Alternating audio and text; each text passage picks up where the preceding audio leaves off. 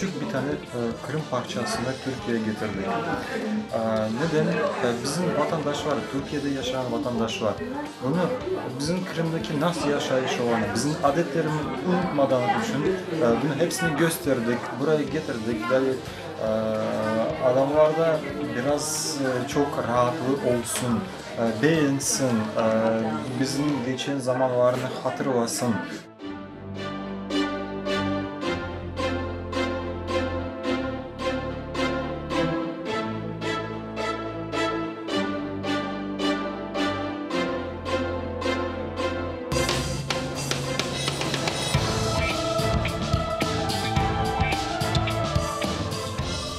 Bütün artistler, balanlar da dahil olmak üzere çok tertemiz ana dilimizde, Kırım Tatar dilinde laf etmeleri.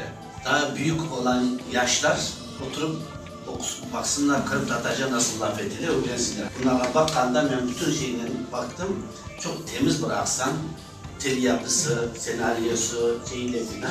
Hakikaten çok tam milli bir şey olan.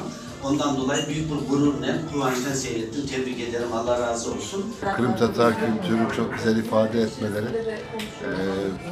beni çok duygulandırdı. Bence Kırım'a yapılabilecek en güzel yardım bu tür şeyler.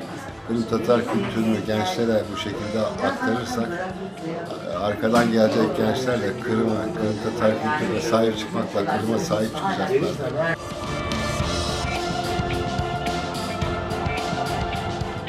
Çok sevindim. Seyrettiğime çok sevindim. Beni çok mutlu etti. Gerçekten de başarılı buldum. Çok profesyonel iş çıkartmışsınız.